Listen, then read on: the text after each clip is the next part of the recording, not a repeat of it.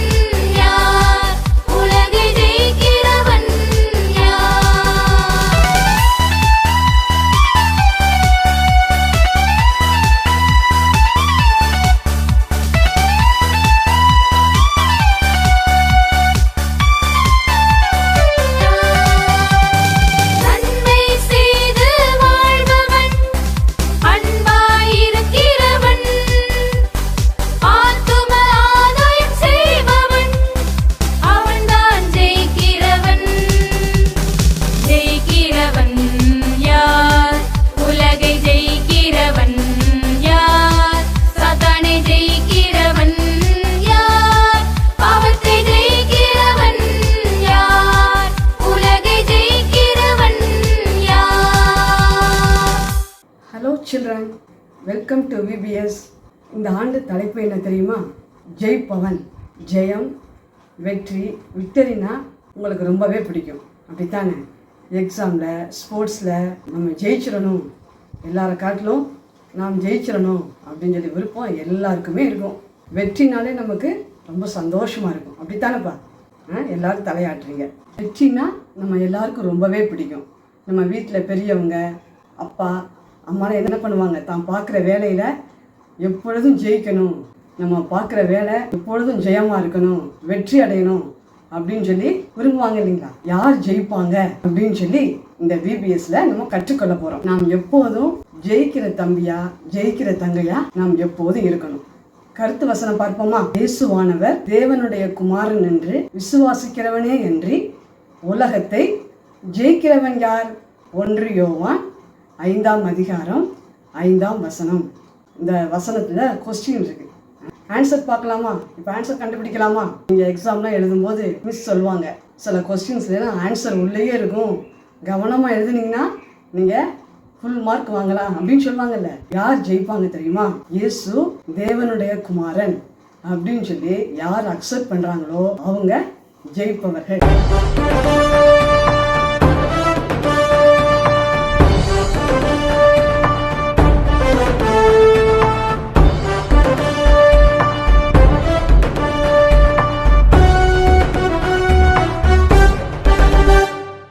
வெற்றி என் பக்கம், ஒரு எதிரியும் இல்லையே, சுற்றி வந்தாலும் நான் வெற்றி கொள்வேனே. என்னுள்ளே இயேசுவே வாசமே செய்வதால் எந்த பயமும் இனி எனக்கில்லையே. இயேசு நம்மோடென்றால் போரில் வென்றிடலாம், போரில் வென்றிடலாம்.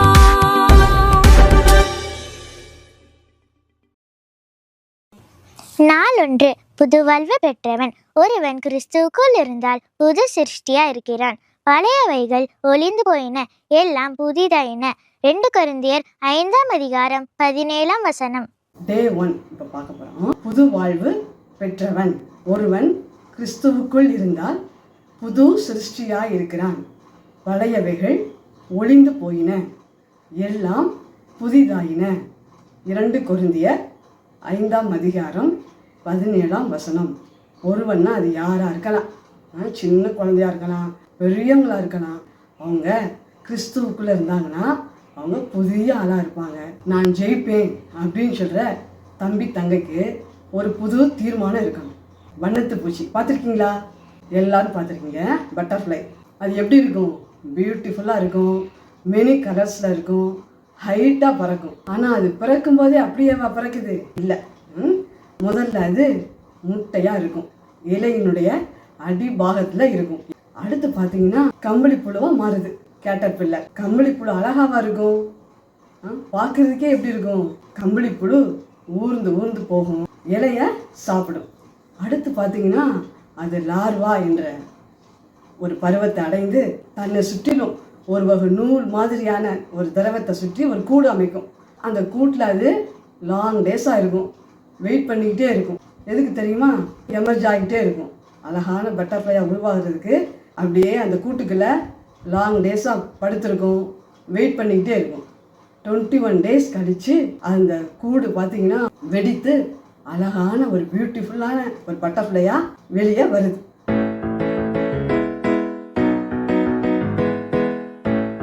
கம்பளிப்புழு அருவருப்பாக இருக்கும், இலைய சாப்பிடும், ஊர்ந்து ஊர்ந்து செல்லும். ஆனால் பட்டர்ஃப்ளை அழகாக இருக்கும், மெனி கலர்ஸில் இருக்கும், பூக்களுடைய தேனை உறிஞ்சி குடிக்கும். கம்பளிப்புழு வாழ்க்கையில் ஒரு முழுமையான மாற்றம் ஏற்படுது. அதே போல் நமக்கும் ஒரு மாற்றம் தேவை. நம்முடைய பேச்சில், செயலில், வாழ்க்கையில், பழக்க வழக்கத்தில் நமக்கு ஒரு மாற்றம் தேவை. புது வாழ்வு பெற்றவனே ஜெயிப்பவன். நீங்களும் புது வாழ்வை பெற்றுக்கொள்வீங்களா? அந்த புது வாழ்வை பெறும் பொழுது நாம் வெற்றியாக வாழ முடியும். நம்முடைய காரியங்கள் எல்லாம் எப்படிப்பா இருக்கும்?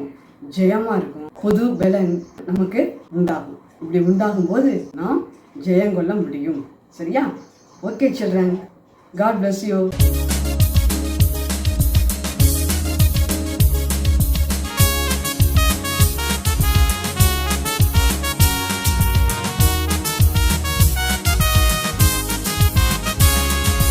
கிறிஸ்துவில் இருந்தால் புதிய சிருஷ்டி, பழையவை ஒழிந்திடுமே.